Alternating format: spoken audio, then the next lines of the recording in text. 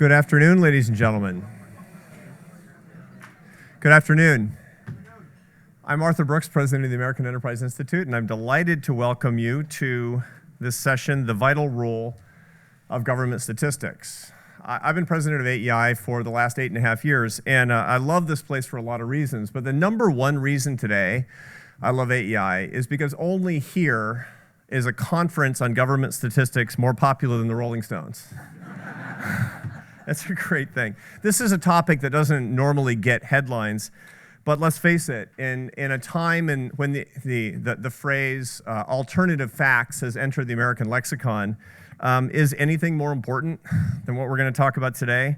At AEI, we're completely dedicated to the proposition that rigorous, rock-solid empirical data are essential for evaluating the success and failure of public policies, and for ensuring that we're fulfilling the true purpose of our work, which is to help more people live a better life.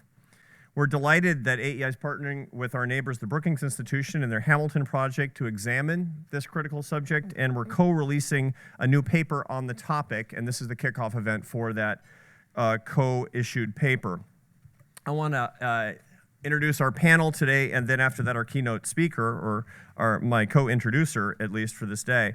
Our panel today starts with Martin Feldstein of Harvard and the President Emeritus of NBER, Rebecca Blank, the Chancellor of the University of Wisconsin-Madison, Ellen Davis from the National Retail Federation, David Leonhardt from the New York Times, Torsten Slok of the Deutsche Bank Securities, and Diane Whitmore Schanzenbach, the Director of the Hamilton Project and a Senior Fellow at Brookings. And finally, let me introduce Robert Rubin. Robert is a founder of the Hamilton Project and a leading voice on many economic issues. He's also the co-chairman of the Council on Foreign Relations and a member of the Board of Trustees of a lot of institutions, Mount Sinai Health System, and many others. Previously, as you all know, he set aside a private sector career to serve our country during the Clinton administration, first as the first ever director of the National Economic Council, the NEC, and then as the 70th Secretary of the Treasury. Ladies and gentlemen, please join me in welcoming Robert Rubin.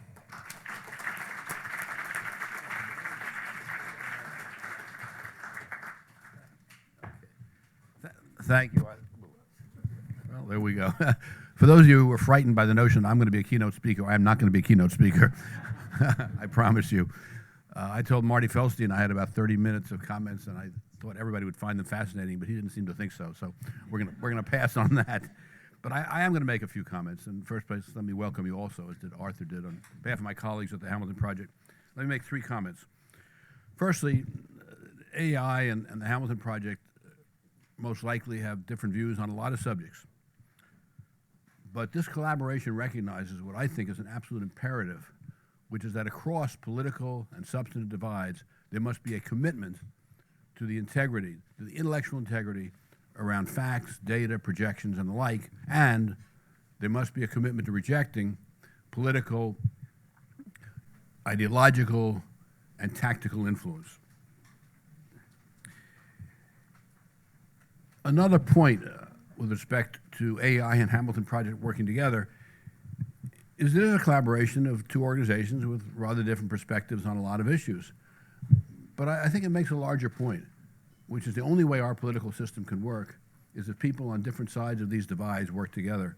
So I think it's a nice model, albeit rather a small example of such a model, of what it's going to take to make our political system work again. Secondly, this event reminded me of the meeting we had with President-elect Clinton. This was during the transition, before the first term. And what he said to all of us as we sat there was that he was willing to fight all day long with whoever wanted to fight with him about policy, but he never wanted to be in a position where the validity of his facts could be challenged. He lived by this dictum through his entire 8 years. And while there certainly were monumental policy struggles, and you all will remember them, the fact is that there was never a serious attack on the validity or intellectual integrity, if you will, of his facts.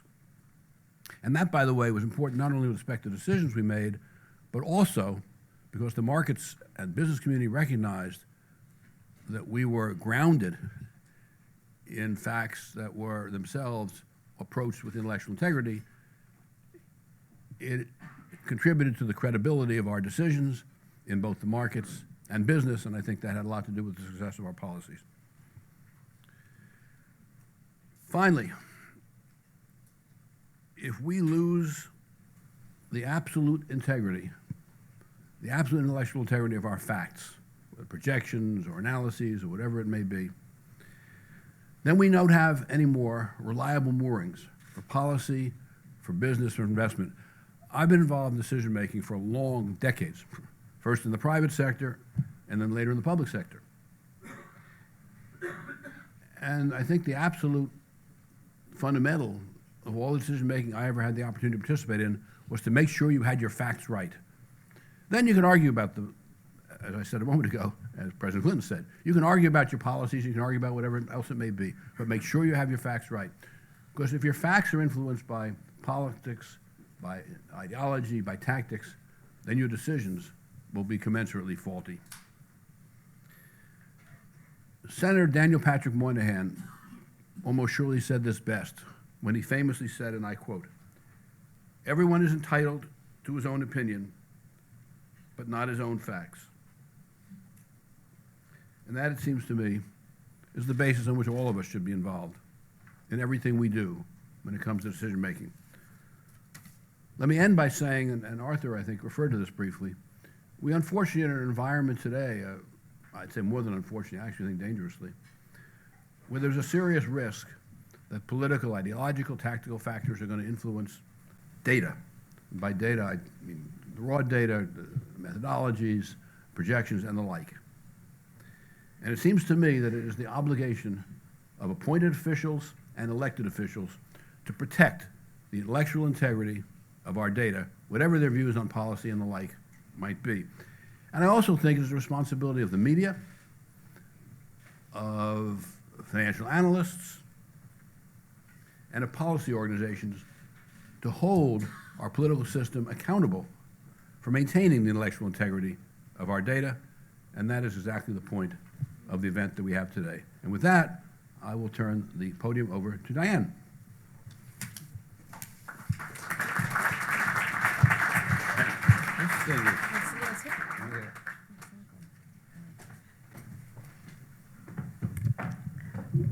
This is very chippy, isn't it? Okay. Thanks for coming. The modern economy is heavily reliant on data. Business, governments, and families must navigate the complexities of a world made possible by new technologies and innovative business practices. It's vital to have reliable information about the economic and social environment to make informed choices. Government statistical agencies provide an important source of this information. America's desire to collect data for the common good dates back to our founding fathers, when James Madison argued that reliable data on agriculture, commercial, and manufacturing interests would allow Congress to represent the interests of its citizens more effectively. Hard numbers would be useful to congressional debaters, as you can read in the Madison quote on the screen, in order that they might rest their arguments on facts instead of assertions and conjectures. It's perhaps not as well understood by the public as it should be, the care and rigor with which government data are collected. Staffed overwhelmingly by dedicated career civil servants, the principal statistical agencies spend less than 1/5 of 1% of the federal budget. What they do with this is extraordinary. Their data collection is rigorous. Operations of the statistical agencies are conducted in accord with rigorous and binding procedures. They operate in a transparent public fashion. Mistakes are promptly corrected, and revisions are made to ensure that the highest quality data are available.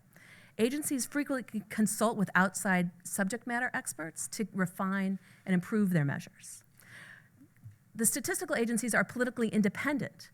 Appointees at the agencies are few in number, and they have very limited access to the data before its publication. The entire culture of the statistical agencies is organized around protecting the security and the confidentiality of data. Data are only handled by staff on a need-to-know basis, with criminal penalties in place for misuse of data. Statistical agencies promise confidentiality, and survey data may not be used for enforcement actions against individual respondents. Our joint document that we're releasing today highlights a portion of the breadth and importance of government statistics to the economy and to public policy.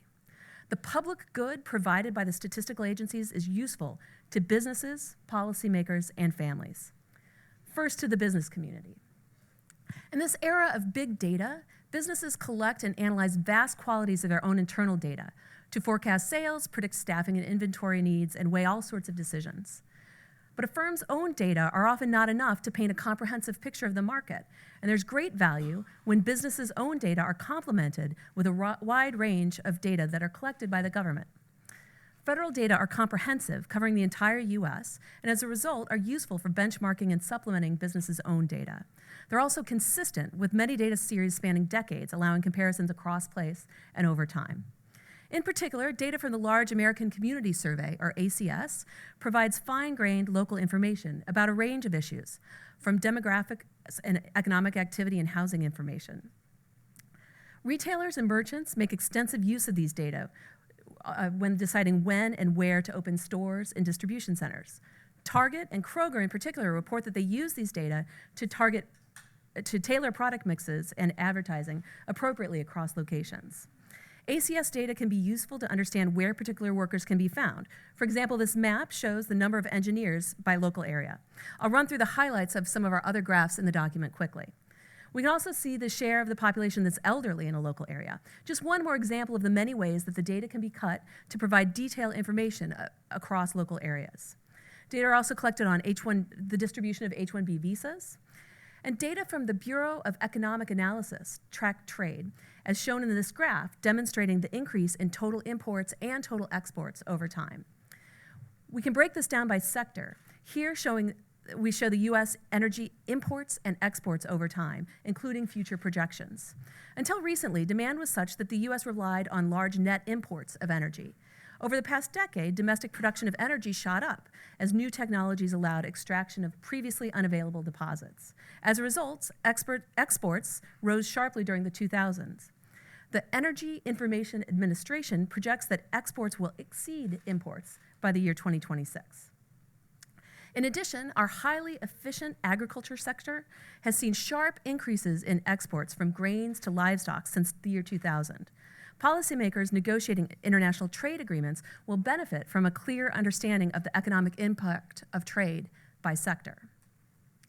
Federal data are also of great use to policymakers. Timely collection of data allows us to track important trends and evaluate public policy. Uh-oh. Is it moving? Uh-oh. Is there a backup way to move this? Michael?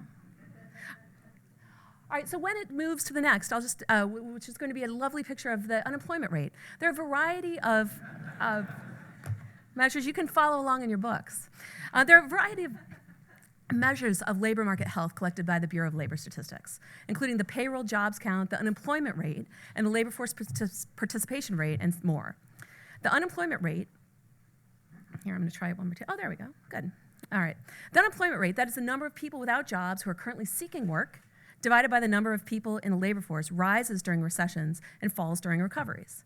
But the BLS also produces a number of alternative measures that provide a more comprehensive picture on the labor market. One of these measures, pictured here, is the U6 rate, which adds discouraged workers, as well as those who have part-time work but would prefer full-time work. As shown here, this more comprehensive measure is substantially higher than the traditional unemployment rate. BLS data are also used to track the vitally important recent decline in labor force participation rate, which was not the next slide. Also, the increasing share of children living in households without married parents, critically important trends. Researchers have used the data to understand the impact of pro-work policies, such as the expansion of the Earned Income Tax Credit and welfare reform on women's employment and on children's well-being. They've also used it to understand the increase in participation in the Social Security Disability Insurance Program. These have sparked conversations about ways to strengthen and reform the program. Families gain insight from the data too, especially around major life events, such as choosing a college and choosing a major field of study. So information on expected earnings by college major here or across occupations can be useful when making decisions about college investments. To be sure, there are important shortcomings of federal data collection. We should absolutely strengthen the data collection by addressing limitations. For example, a major limitation is that we do not collect systematic evidence on the share of population with criminal records. We also do a poor job of collecting information on the gig economy, among other shortcomings. Also of great concern is declining participation in surveys and increasing rates of refusal to answer questions and underreporting of certain behaviors. Proposals to augment survey data with administrative data with appropriate confidentiality safeguards would likely improve the quality of data in a cost-effective manner. Increasing data synchronization across federal agencies will also likely improve data quality and also the efficiency of the agencies. So continuing to invest in federal data collection is important to business, to policymakers, and to all Americans. Americans across the political and philosophic spectrum should recognize the importance of protecting the intellectual integrity of the data collected by the federal government. So please feel free to join in the conversation on Twitter with our hashtag #GovData, and also join us for our Twitter chat at 4 o'clock this afternoon, which should be a lot of fun. Now I'd like to invite our extremely distinguished panel to the stage for further discussion about the vital role of government data. Thanks.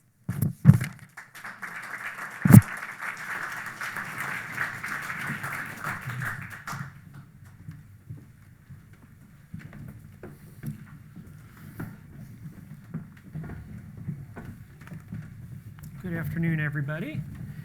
I'm David Leonhardt with the New York Times. This is a topic that is a favorite of mine. I was a math major in college, and like the old joke, I raised the statistical abilities of both mathematicians and journalists when I switched from math to journalism. Thank you to Arthur and Bob for those welcoming remarks. Thank you, Diane. Thank you also to Michael Strain, one of our hosts here, and congratulations to AEI on this gorgeous new building. We're going to talk a little bit about this topic. We have a really nice mix of folks up here to talk to you about it. And then we also want to invite you all to participate. My understanding is that at some point we'll have some cards circulating around. Please write your questions down. Include your name if you're willing, and we'll also then involve you. So I want to ask each of our panelists to give short opening remarks. I'm actually going to start with Becky, and then we'll come back to Ellen and go down the line. What's nice about this panel here is in Becky and Marty, we have two people who come both from an academic background and also have been deeply involved in government. And in Ellen and Torsten, we have people who can talk to us about the importance of this data for private businesses and how it's really used out there. And so for your opening remarks, I guess what I would love to hear each of you talk about, depending on your expertise, is some combination of why data is good, why we should have faith in it, and also how it's used. So Becky. Great, thank you. There's very few things that I would rather talk about than the value of statistics to the country. So I'm delighted to be part of this panel, and I'm delighted with AEI and Brookings for putting this paper together. The United States, for many years, has been the gold standard for government data. And we can't take that for granted, but there are reasons why that's true. And let me mention 4 things that we have really worked hard on in this country, right? And the first is accuracy of the data. Now, accuracy of the data is not about, at one point in time, figuring out how to do it right. It's about constantly keeping your methodology and your data collection methods up to date and revising and doing research. And one of the things that people often don't appreciate about the data agencies is the extent to which they're constantly involved in that type of methodological research beyond just the actual collection and putting together of the data. Secondly, the data has to be credible. And credible includes political independence of the sort that Diane mentioned, but credible actually also includes not appearing to benefit any particular group. So, for instance, when we release things like GDP data or unemployment data, that moves markets. There's certain sectors of the economy would love to get that data ahead of everyone else. And making sure that that data isn't released ahead of everyone else is a major undertaking. And I can tell you, having been at the Department of Commerce, the work that goes into making sure that reporters get this and can write their stories ahead of time, but not a single person can file a story a second before everyone else is, it's both a difficult project and a highly important one, and one that people focused on every month when the data came out. Thirdly, in addition to accuracy, credibility, public availability, and this is part of credibility, but it's more than that. Having people be able to get their hands on the data, right? So we don't just release census data by county. You can go in and look at the census data in a very real way and do different tabulations with it. And it's a way to cross-check it, because I will tell you, people regularly come back and say, something looks funny in this data. And we go back and look then in the government agencies and figure out, well, maybe there was a mistake, maybe something was released wrong, maybe there's a question we ought to ask better. So that type of public availability matters. And then lastly, timeliness matters as well. If this data is going to be useful, it's got to be useful in some sort of real time. Timeliness, of course, fights against accuracy. There's some real trade-offs to that. And deciding, it's one reason we do 3 releases of GDP, right? And the first one we say right up front is less accurate than the last one because it comes out faster, but it gives us indicators that we need in a quicker time period. The US statistics are far from perfect, but we've spent decades putting this together, and I think one of the questions I would love this audience to answer for me is, how do we do a better job of communicating broadly to the public about the value of these statistics and the extent to which we work for accuracy, credibility, public availability, and timeliness? Then let me just say one last thing. Everyone knows how you use these statistics to track the economy, to guide policy, to plan. Diane talked about that. But I want to make one other comment about how these statistics are used that I think many people don't fully appreciate. And that's the extent to which these statistics drive federal and state expenditures of dollars. So, for instance, the unemployment rate is a trigger for unemployment insurance. The CPI is what determines whether your mom or your grandmother's Social Security check are going to go up this year or not, and by how much. The state per capita income dollars, drive the Medicaid distributions to states. And I promise you, people don't want that to change only once every 10 years. If states are seeing changes in elderly population, they want that updated in real time, and that requires ACS data, I might note. Similarly, housing information is driven by Section 8. So there are literally tens, if not hundreds of billions of dollars that are driven by these data, and their accuracy truly matters. And people understand, I think, many of the planning ways in which the data are used, but they're used in very real time to distribute dollars written into statutory law. And of course, that's one of the things that makes, again, keeping these data to a gold standard so important. So let me stop there. Thank you, Becky. Ellen. Sure. So while we're talking about stats, I have 5. Only to give you context about retail and the reason why our industry and our association uses government data so much and so frequently. Retail is the largest private sector employer in the country. Consumers represent 70% of GDP, so consumer spending and information is critical for not only our industry, but the larger economy as a whole. 96% of retailers in this country have only one location, and that's important because you might have a retailer with tons of access to their own data or their own metrics, but government data allows us to provide some parity for small businesses who are trying to understand many things the same way a large business would. And the final statistic is 32% of people in this country got their first job from a retailer. And so for us as a large employer and also as a first employer for many people, understanding what's happening with employment. I was actually in a meeting this morning about teen unemployment and looking at the difference in rates and why and what can we do in order to get more people into those first jobs, which gives you, the platform to find another job in the future, whether it's in retail or another industry. And so from our perspective, really understanding the scope of government data and applying it to many different parts of the business is truly important, not only for the retailers we represent, but as an association as we make a lot of decisions not only on policy, but also to try and better understand and analyze what is happening from an economic perspective. Really the two different agencies that we end up going to the most are Department of Commerce data, looking at retail sales data, and of course Bureau of Labor Statistics to understand what's happening with employment trends.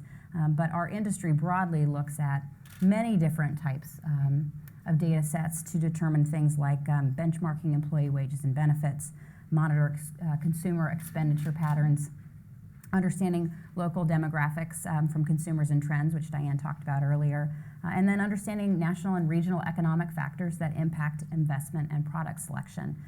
From an NRF perspective, we've been working on a number of initiatives over the last few years where we have used government data to help us better articulate a narrative or better understand what could be happening. So for example, our chief economist, Jack Kleinhens, every year calls a number of different pieces of government data for us to forecast holiday spending and for us to forecast annual retail sales. That is critical because there is a certain amount of there's a lack of bias in government data and a longevity that's really important for us that adds credibility to our forecast and helps our members and others understand what to expect over the next several months or the next year. It also helps us establish the role and the value of retail to the economy and as an employer, which is an important strategic initiative for us. And it also helps us, again, examine consumer spending behavior, understand what's happening, help our industry determine how to make changes, where shifts might be occurring, and how to move forward. So there are a number of different ways that we look at this, the number of ways we use this at NRF, and then again, to the earlier point, a number of ways that both large and small retailers are using government data in order to make better business decisions. Excellent. Thank you. So from my chair, I'm the chief economist at Deutsche Bank. I mean, one simple and useful way of thinking about the importance of government statistics is if you're an investor and you want to invest in a country, or if you don't want to invest in that country, it becomes very important what is the quality of statistics. I used to work at the IMF down the road here, and when I joined the IMF in the 1990s, one of my colleagues went to an emerging market, a well-known emerging market, and sat down with the central bank governor and discussed that inflation was a little bit too high. And the central bank governor took his pen out and said, okay, what would you like it to be?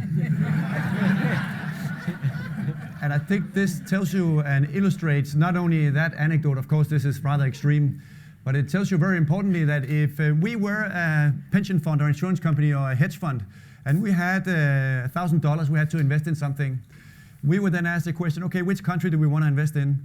Do we want to invest in some emerging market where some data collection issues? There's still a lot of challenges. The World Bank and the IMF are helping tremendously emerging markets with this. But nevertheless, you still have a number of issues with getting the data together. And you can simply argue that those countries that are most challenged on getting the data together, they are paying a premium in borrowing costs, in everything in financial markets, in the stock market, in the exchange rate, in interest rates, across the board. They are paying a price for having uncertainty about what is actually going on in this country. So that illustrates very well as an example that, as Rebecca said, the US has always been the gold standard. And we have known for a long time that we have tremendous data in the US relative to even Europe and Japan, and we should be very proud of that. But we have a lot of issues with that data collection in emerging markets and elsewhere where you start to discuss what is the importance of this. As you all probably know too well, even in Greece we've had a debate about this. In a number of emerging markets, still to this day, we have debates about what is the data actually showing. So use that as an example for why is this relevant? Well, when you take your 401k and decide, do I want to invest in emerging markets? Well, what are the problems with emerging markets? There are a number of political problems. There are also a number of problems with policy making, problems about policy uncertainty. But there's certainly also the issue about, well, what is actually going on exactly? And this is a very real problem for investors in a very, very certain way where this actually has a very significant impact on the returns that you get. You can then say, well, I just trust policy making, so I think that these countries will do the right things. But at the end of the day, this is just absolutely critical, not only in a domestic US context, but also in a context from a global perspective when you think about all those who are not doing it right. So the final point I then want to make, well, this is of course not only for the rest of the world also, and compare ourselves with saying, well, we're already so good in the US, so what do we need to worry about? Well, it also becomes extremely important. Again, think about your own investment decision in 401ks and whatever you invest in. All this is driven very importantly about narratives and stories about what's going on. Is this company investing in a good product? Is this company having the right product? Are we seeing this sector grow? If you buy an ETF in healthcare or transportation, what's that based on? Obviously, all those things become very, very much driven by what is the data showing. And the bottom line, therefore, becomes for investors, it's absolutely critical that you trust the data. And the US has probably the lowest, if any, premium at all in terms of financial markets, because we do believe that everything is right. So the fact that we are opening the door just ever so slightly to even having a conference such as this one is from an investor perspective. And this is not just Wall Street. This is also real money, meaning insurance companies, pension funds, and even hedge funds that make decisions based on data. It is quite worrisome that we're having this debate at all, unfortunately. Marty. Well, I'm a data guy. I am not a producer of data, but I'm a consumer of data. I look every day at the beginning of the day, once it gets past 8:30 in the morning and the releases are out there and available, I look at the releases that come from the BLS or the BEA or the Fed or others. And so this morning we got the unemployment insurance claims for the last week. A big drop, the lowest level during the period since the economy turned up. But in fact, according to some estimates, it's been 2 decades since we've seen numbers as low as this. So I look at these to get a better sense of where the economy is going. It's a habit that I developed when I was chairman of the Council of Economic Advisors and needed to have an ongoing, up-to-date sense of the data to talk about, not just with the president, but with other senior members of the administration. But I continue to feel the need for this kind of data to feel the pulse of the economy. I need it because I write about economics, because I talk to clients about it, and because I teach about it. And I couldn't do it without the kind of timely data that we get from the government agencies. Now, I was president of the National Bureau of Economic Research for 30 plus years, and I think one of the most useful things that I did was to get our staff to create online access to these daily data.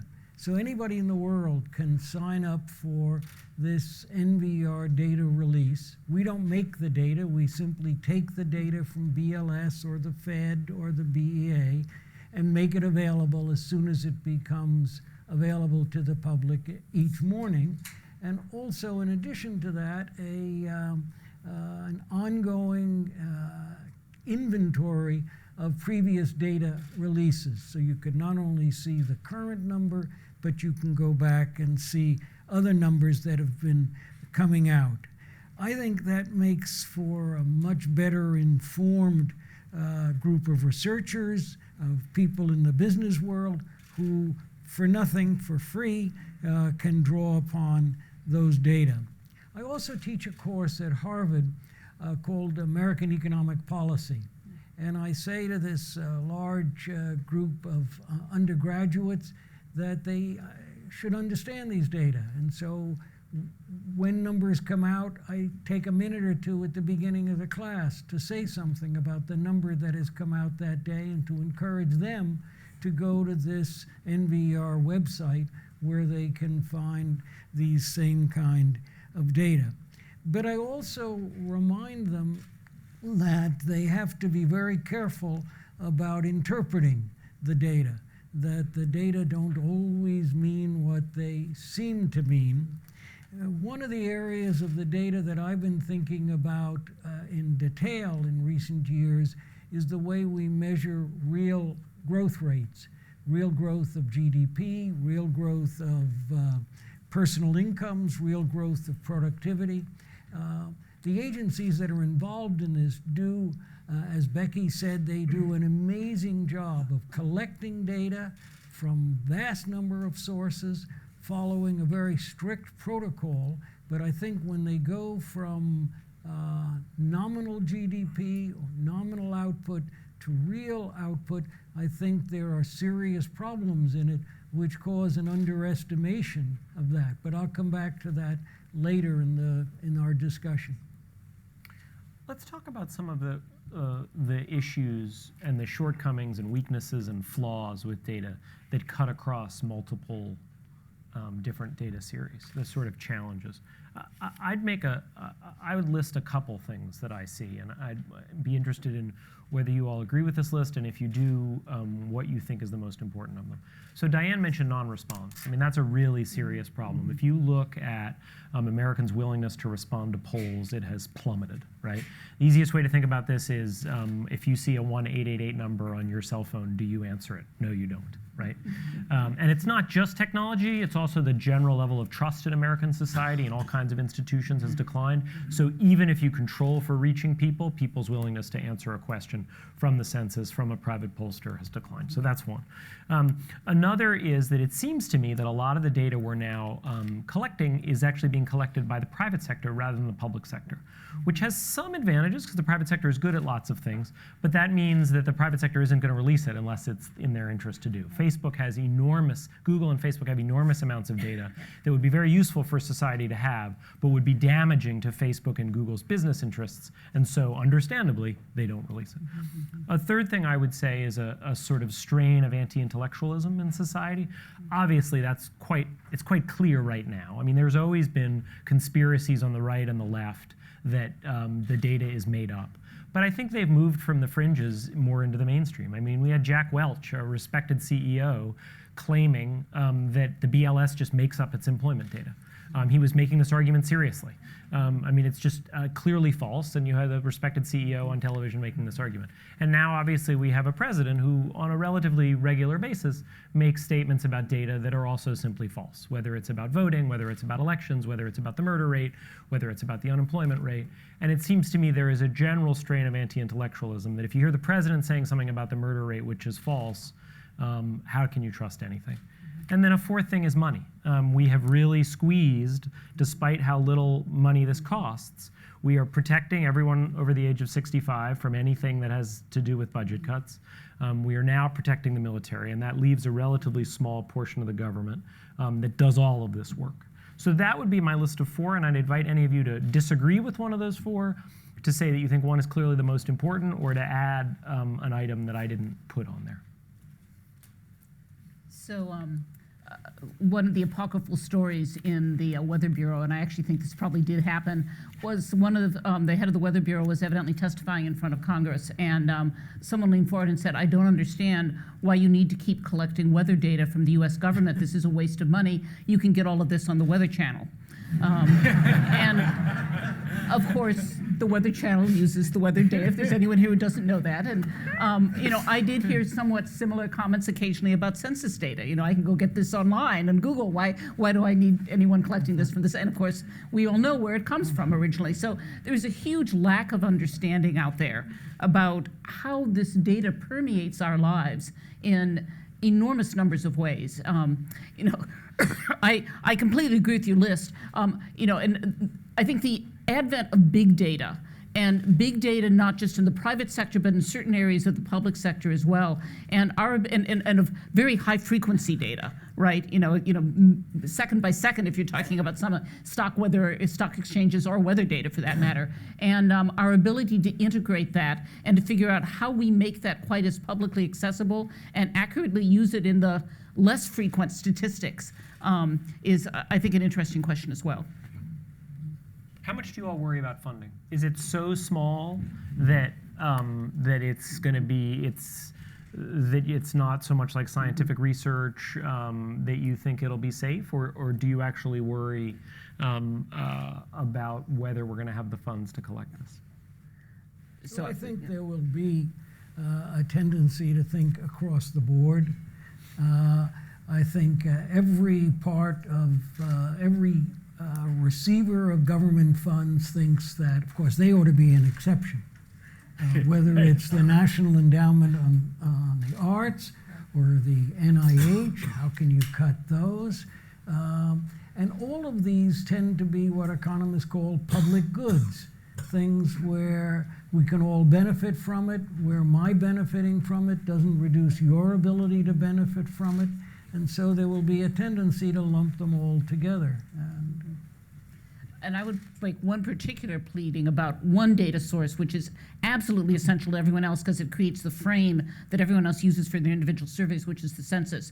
And the problem with the census is it's not flat funding over time. It has an enormous cycle in it, ramps up to tens of millions of dollars at its height and then falls off quite a bit. And we're at a point right now where the census has to be ramping up if we're going to run a serious 2020 census. And we're hitting that at exactly the point we're talking about freezes in terms of personnel and big budget cuts on the discretionary side. And there's got to be an understanding, if we're serious about the census, it's got to have some exceptions to that. Yeah. Also, just to add the issue, for many investors, obviously big data is a very big deal because that gives you some proprietary information about what's going on. So in some sense, some of the problems with big data, as great as it all is that it's really private information. Yeah. And that means that someone knows something, and that's okay. People are very good at knowing something. It's not inside information, and you can certainly be very skilled. But one very good example is that there are a lot of people in hedge funds who are spending time on looking at satellite images of China, satellite images even of the US, to figure out, is the manufacturing industry in China really as strong as they say? Are they moving trucks and containers around at the speed that they're saying? And use this as an indicator for saying, are things actually getting better or worse? And this is private proprietary information you can then buy from a private provider. And you can certainly say that's a good idea, that's a bad idea, but it just becomes the more pronounced that this is private, the higher is the risk, as Marty mentions, that this is no longer a public good. And therefore, it's not insider information, it's just to say that that just comes with it a whole host of problems if it is something that those who can afford it can get more information about what's going on. Ellen, do you worry in retail about, with the rise of big data, there being a real separation between your larger members and your smaller members? Sure. That the smaller members just can't do this? Well, yes, and I think this also goes back to Becky's point about accuracy versus frequency. So if you look at large retailers, especially if you look at what's happening now with the evolution of consumer spending to the web, retailers can tell you by the second how things are doing, the large ones who track. So from a, yes, there's some disparity between what the large retailers with the infrastructure can understand, and also, there's some disparity between how quickly they can understand it versus how quickly we receive government data to either, to either complement or to, negate what we're understanding, and also give us scale, right? So if Home Depot is seeing a real huge increase in something, but the larger housing sector isn't, that is an interesting trend for them to recognize. But when there's a gap in understanding that information, you might miss a window. I think for small businesses, there's a real, and this isn't to say that large businesses don't value government data. They do, and they use it probably differently than the small businesses. But from our perspective, a lot of the small retailers can really, have access to data that for them is, not something they need to go pay a solution provider a bunch of money to find. And can instead, leverage data that exists, that's credible, that will help them kind of level the playing field between them and potentially a different competitor. So from our perspective, there's huge value, and we are concerned. I think if you look at one of our big concerns, it's funding, and funding for a lot of different agencies and sectors is critical if we're going to see, us as a country continue to value this data. Let's spend 2 minutes on non-response. It seems to me it's a really big deal right now. There's a chance, we don't know for sure, but there's a chance that it explains the polling misses in Israel, in Britain. The overall polling miss in the United States was actually not huge, but it was significant in states like Becky's and in Pennsylvania and elsewhere. But the national polling miss wasn't so big. So it's a really big deal right now for census, for politics.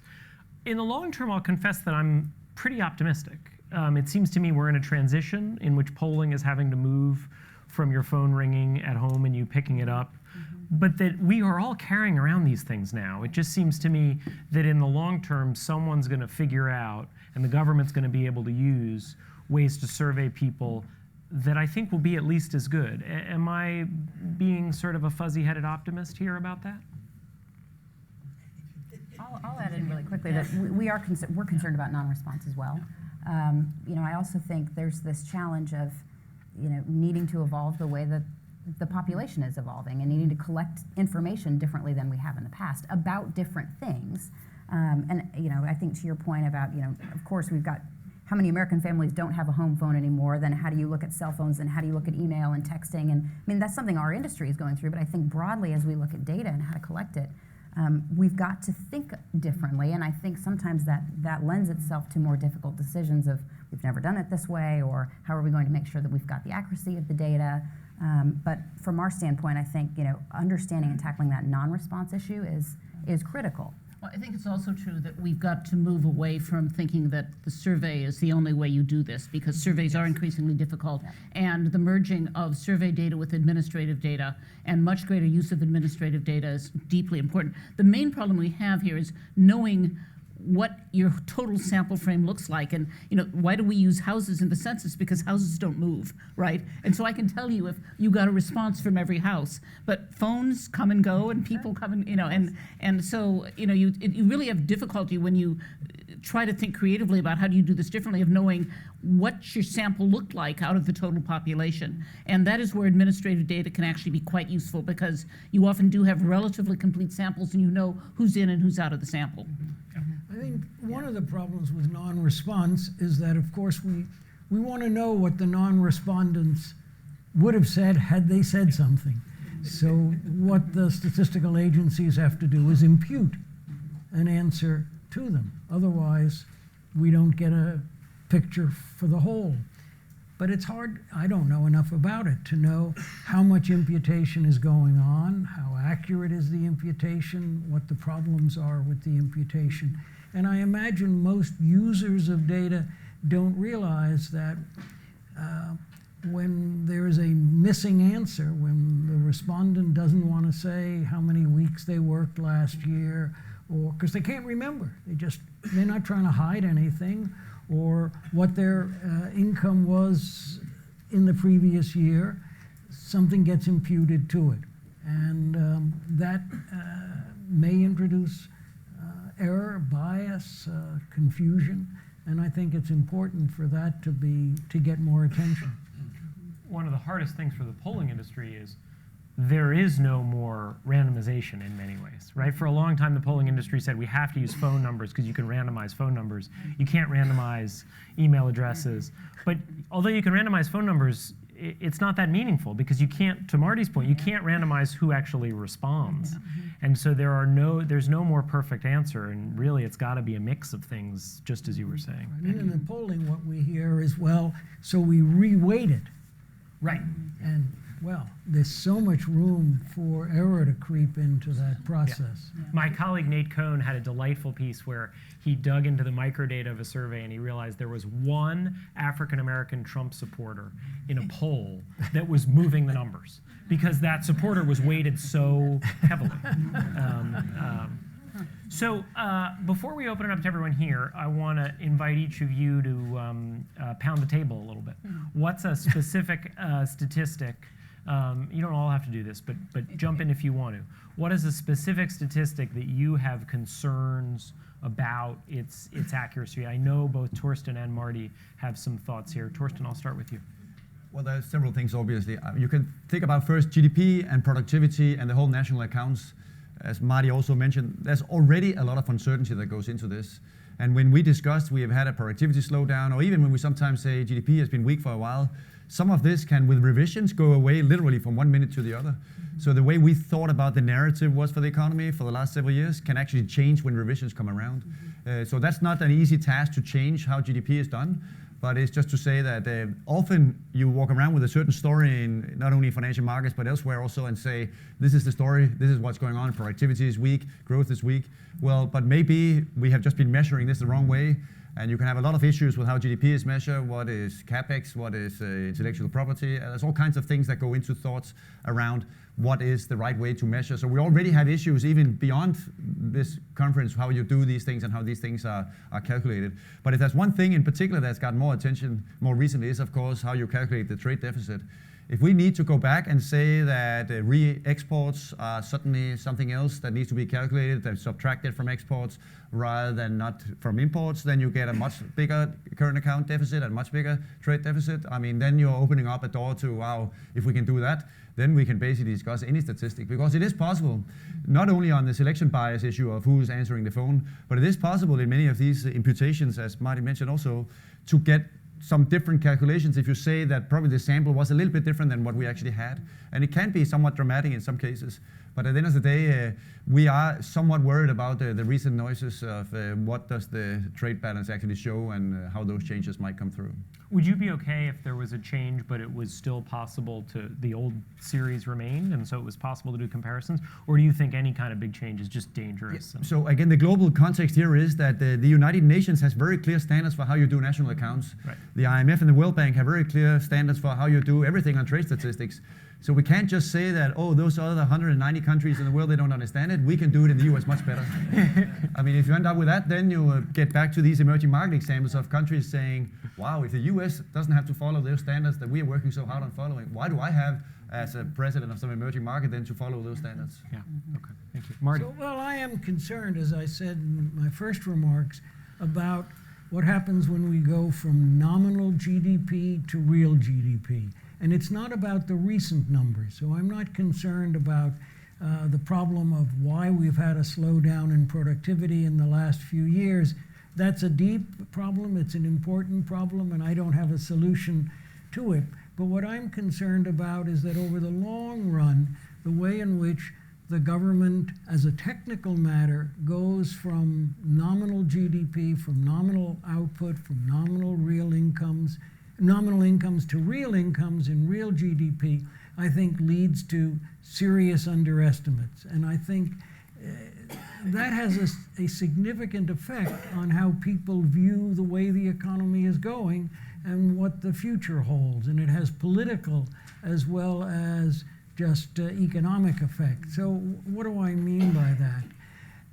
When you look at the surveys that ask people, well, how's your family done for the last 5 years or over the last decade? The general answer is pretty well. Of course, not everybody, but most people would say they're better off than they were 5 or 10 years ago. But when you look at the official statistics, they don't say that. The official statistics say that we have had no increase in real incomes for the middle quintile over the last 2 decades.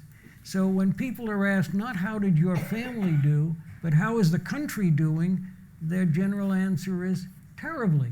Well, of course, they know how well their family is doing, but they don't have a clue about how well the country as a whole is doing. All they know is what they read in the press or hear from politicians, and that reflects the official statistics. And the official statistics say we've had less than 1.5% growth of per capita income per year over the last 20 years.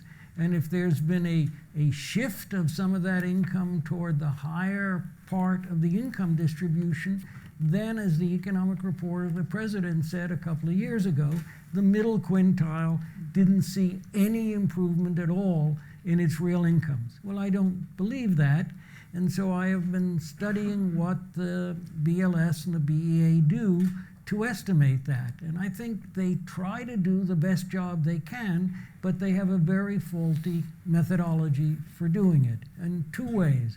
One is, what do they do about quality change? When a product changes, how do they decide how much better the product is, how much more real value there is in it? And they don't have a good way of doing it. And what they end up doing is looking at the cost of product change from one year to the next. The cost, but not the value to the consumer or the user.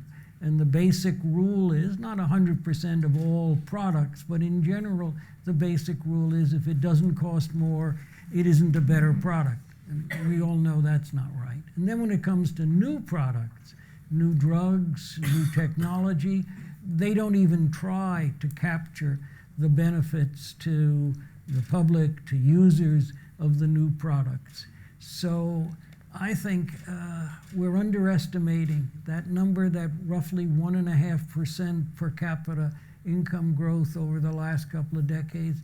That number could be twice as large, could be 3 times as large. We don't have a good fix on that. And that's not just a US problem. That, I think, is a problem for every industrial country. If you look at the IMF suggested statistical methods, they're what basically the BLS and BEA do in the United States. So we're all in this same situation of understating how well we're actually doing. And I think that contributes to anti-globalization. I think it contributes to a kind of anti-business. I think it's an unfortunate thing. I don't know how to fix the problem, but I think we have to change the perception about what we're seeing in those reports. I agree. That's a vital issue. Can I add one thing please. before we? I've got a specific example that relates to something that's I think is really important, both from a retail perspective and a larger economy perspective. So I talked about consumer spending as 70% of GDP. And when the Department of Commerce reports monthly retail sales, you see a lot of conversation about what's happening in the industry, what's happening with the consumer, where is the consumer spending, how is that happening? And anyone who follows the retail industry, or quite frankly, anybody who shops, knows that the consumer is shopping differently than they ever have before. And one of the challenges we have with Department of Commerce data is that they have always categorized retail sales by where the sale occurs, not the type of retailer who is selling that product. So, for example, Walmart, the largest retailer in the world, largest retailer certainly in the U.S. When Walmart reports its sales, they report sales by store and they report sales in their e-commerce channel. When Department of Commerce releases its monthly sales, the store sales go into the discount retailer category. The e-commerce sales go into e-commerce. And that's a challenge because there's this big narrative right now of our stores dying, our stores going away, are the pure play retailers going to overtake the traditional brick and mortar stores. And from our perspective, if you look at what's happening in retail, 8 of the 10 top e-commerce retailers in the U.S. have traditional stores, Walmart, Macy's, Home Depot. And you see retailers investing in their e-commerce business because they know that's where their consumers are going. But if you look at Department of Commerce data, what you're going to see is an inaccurate reflection of how the consumer is shopping today, because what they're doing is they're taking Macy's store sales and putting it in a department store, and they're taking Macy's e-com sales, which are growing at a much faster rate for the company, and where the company is investing, and putting it in the e-commerce category. And that's a real problem, because if you look at department store sales over time, without understanding the context of the industry, what you'd say is, whoa, the department store sector is really struggling. But look at e-commerce, that's where we need to, that's where we all need to invest. Go to Amazon. And what's really happening is Macy's is saying, look, hey, I don't care where you shop at Macy's, whether it's .com, whether it's in our store, as long as you shop with us. So from our perspective, we understand why it was done this way in 1995 before the internet, but we need to better understand and think about how to reflect the changing consumer spending behavior with what's happening today, to better understand what's happening with the economy, to better understand what's happening with the consumer, and to better plan for the future. That's fascinating. I didn't know that. I'll add my own, which is I think there are huge gaps in data about higher education. I think it's remarkable what we don't know about higher education. It's incredibly important economic growth. Taxpayer funds it to a great, great degree. And if you have a kid going to college and you want to go online and look at what is learned at any given college, good luck. If you want to know what the graduation rate is, even that is difficult because the way we calculate the graduation rate is so flawed. And so I just think higher education is an area where we have been way too willing to just say, particularly given that higher education is so comfortable with data, we'll just sort of trust that everything is hunky-dory. The Obama administration made a little progress here, maybe more than a little, but there's so much more to go. And then I'll also end with one little advertisement, which is one of the best pieces of data we just got were from some team of researchers who used tax returns to tell us about an economic portrait of who goes to what colleges. This was John Friedman at Brown, Raj Chetty at Stanford, a bunch of other researchers. That's data that we couldn't have had before. And so one thing that is, I think, really important in this era of big data is that the government continues to allow researchers access to data like that, because it leads to enormously important findings. Most of the big things that we've learned about inequality and mobility in this country have come from private researchers getting access to public data. Which, of course, for that to happen does mean that people have to trust your ability to match data and then keep the individuals private. Right, yes. To lose the match. And yes. So nobody can track individuals over it. And that is one of the things that stops a lot of data improvements, because people simply don't trust that. It goes back to how do we communicate about this and the extent to which we really can be careful and are careful. But, it's, it's a problem. Privacy concerns are obviously real, but we don't want to go so far with them that we ruin progress. I'm going to try to go through a bunch of these questions. There's some great questions. So here's one, which is Derek, I apologize for butchering your last name, Derek Baker-Reddy from the JP Morgan Chase Institute. How would you improve the delivery of government data? Currently is spread across many websites and not always easy to find, which I think is absolutely dead on. Should we have some sort of centralized thing? How could we make it easier for people to get data from the different websites? I mean, as you know, at the moment, the solution to that is that there are various private companies, essentially, Haver, DataStream, Reuters, together with them, have basically said it's incredibly confusing where to get it, but you can get everything here. And they are really selling nothing else than government data. Yeah, for a lot of money. For a lot of money, and it's very expensive. They do it very well, and if you have a problem, you can call them, the private company, to fix whatever is going on. But it's absolutely right that it is incredibly confusing. And you can't just respond, oh, you can just Google it, because this is not an easy answer to many of these problems. Marty? The NBR gives it away for nothing. Maybe that's anti-competitive, but for nothing is a good price. And so anybody who wants it goes to www.nbr.org and looks for data releases and signs up. And then every day they get the daily releases, and then they also have access to this list of all of the data. So if you want to go back and see what had happened a week ago or a month ago to some statistic, it's all there and easily searchable. I see a number of people from OMB in the room, and I will say that I do think this is one of the responsibilities of the Statistical Office in OMB to try to get more of the agencies to release their data in similar formats with similar searchable tools so that there's a lot more consistency. But it's not something that people are focused on. I would just add that to me, of all the agencies, BLS is the best at putting it online in a way that's really easy to search. So if there's anyone from BLS here, thank you.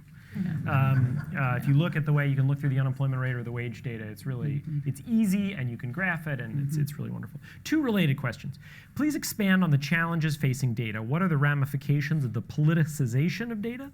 Not the politicization of the data itself, but of the concept of reliable data. How can we protect the integrity of data? Second question, the assault on data isn't new, but perhaps the ferocity of it is. This calls for a new data defense strategy. How must the federal stat community reconfigure its approach to be successful at keeping data collection and analysis intact and thriving in the public sector? I don't think this is anything that is unique to data. We're at a moment in time right now where public institutions and the concept of public goods is under very strong attack. And it's not just that people are suspicious of data and no longer want to think about data as a common good. You see exactly the same thing happening in my area of public institutions, where I've been told a number of times, you're not a public good. Your people go, your group of individuals who go in should pay their full freight, and they get their returns. And this level of suspicion of what used to be quite valued public institutions is, I don't think you solve the data problem without, in some sense, changing that larger dynamic in general. And I wish I had an answer to how you do it, but I have to say we need more people in leadership positions talking about the value of public institutions and of common good type products. You just don't hear that from almost any leaders right now. I'm guessing your answer then to this question would be no. Should private sector users of government data be asked to pay for the data? It's almost impossible to do that, because if you want to make the data publicly available, it's very hard to segment those markets. Okay. Almost impossible. Okay. Yeah. Are there particular statistics that you were worried could be affected by funding cuts? I guess Becky mentioned census. Yeah, the census is and the ACS, which Diane mentioned, which has been under attack for quite a while and is our only source of small area detailed demographic data and income data. And if we lose the ACS, I don't know how a lot of local governments make decisions, but people don't seem to understand that. As long as we're on the census, what should be changed about the 2020 census? That's another question. What do people think we should be adding to the census that we don't have there now? I find it kind of remarkable we don't ask about religion. I don't find that remarkable at all. There's a very strong opposition to having an inventory of who are the Muslims and who are the Baptists and Yep. who are the Jews in the population. So I don't You find that think at it's all. good that we don't ask about religion? I think it's part of better the that we don't. core Yes, separation of church and state. Yep. Well, I would go further than that, but Yeah. No. Look, I see that argument more strongly today than I did 6 months ago. Yeah. there was talk about doing it, and I think it was in the current population survey, but not the census. At a certain point, I think that's and I was on an advisory panel, and I didn't like it then. The CPS is a voluntary participation, unlike the census, and so it was argued, well, you could ask about religion in that, but you couldn't ask about it in the, you shouldn't ask about it in the census, but I think they dropped it from the CPS as well. And Pew does phenomenal work on religion, and it is publicly available. So there is a question we do ask on the census that's almost as controversial as religion, which is the race and ethnicity questions. And I must say, I think we do, those categories are incredibly gross. They don't characterize the way a lot of people think about themselves very well. But I will also tell you that taking on the question of what should those categories be is about one of the hottest political topics you can imagine. So it's easy to just use the old questions. And they have changed over time, so people can mark multiple categories. But that continues to be a very poor indication for many people about how they themselves identify by race or ethnicity, particularly as the population is changing so rapidly. And then we publish volumes. Yes, yes, Broken down yes. by yes. ethnicity, which strikes me as a waste of money, especially in a world where you can get all this online anyway. But for some reason, we take that as a reason to do everything by Hispanic and non-Hispanic. Is there any prospect in the future of being able to see better into the past? So once when I was on reporting a story in Salt Lake City, I went to the Family Research Center, which is kept by the Church of Latter-day Saints, which is really a phenomenal resource. I know much of it is now online. And I looked up these old censuses of both my wife's family and mine. And they're sort of chilling because they used to be taken by hand. So I'm looking at handwriting of someone who sat there speaking to my wife's great-grandfather, my children's great-great-grandfather. It's really remarkable. And Becky, do you think there's some prospect that in the future much more of that would not only be online, but could you imagine a time where it would be linked from parents to children, which would allow a much richer study of the history of American That has mobility? already happened. There are a number of researchers. We've digitized. I don't know what the last year is. Someone in the audience will. Old census. You don't release that data until I think it's 70 years afterwards. Someone who knows that should nod. But we've digitized the data up until we hit that point. And there are researchers who's gone in and looked, in 1880, what are the names of the children, and tried to link them into the 1900s, and really looked at changes in location and migration, as well as changes in economic status. There's some great work in economic history on that. It's very doable once the data is digitized. It's not easy, but you can do it. It seems to me that's a limitation that many people don't fully realize about data that's unavoidable, which is they're snapshots in time, right? And the studies we traditionally have following people over time have been pretty thin, just because they're expensive. Yeah. Last question, and I'm going to make each of you answer this. It's taking off of what Marty does at the start of his class. Someone simply asked, what is your favorite public data set? So you do not have to, we're going to use a flexible description of favorite here. We're not going to hold you to this as being your all-time number one. But what is one that you like to look up?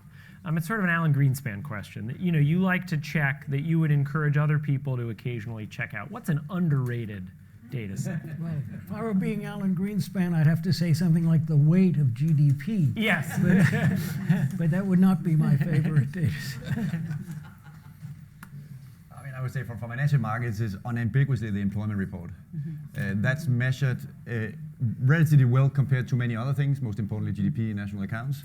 The unemployment report tells you everything about wages, tells you everything about how many people got a job, it tells you what the unemployment rate is. Even on the many different measures, we can agree or disagree on whether it's U3 or U6 or the different definitions, but at the end of the day, it has a wealth of information about what is actually the state of the business cycle, and it's just incredibly insightful.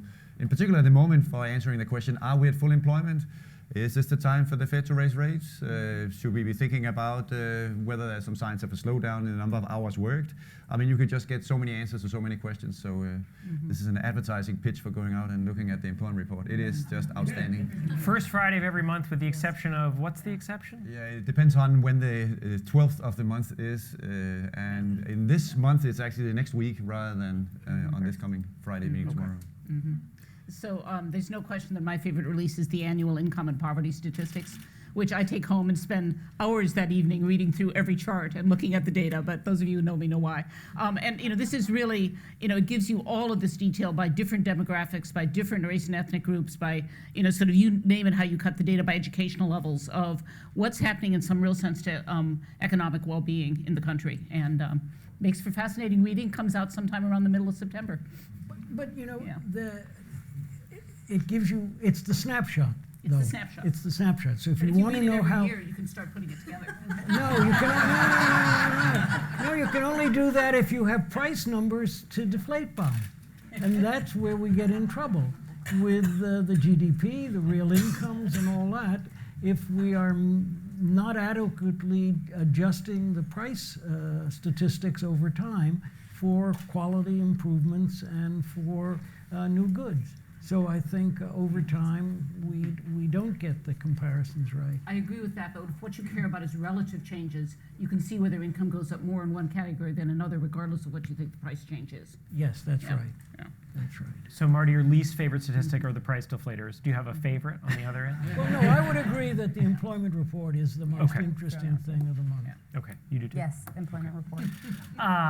Please join me in thanking our panelists. I didn't realize that they don't always come out. Thank you all for coming. Have a good If the afternoon. 12th of the month is on a Sunday.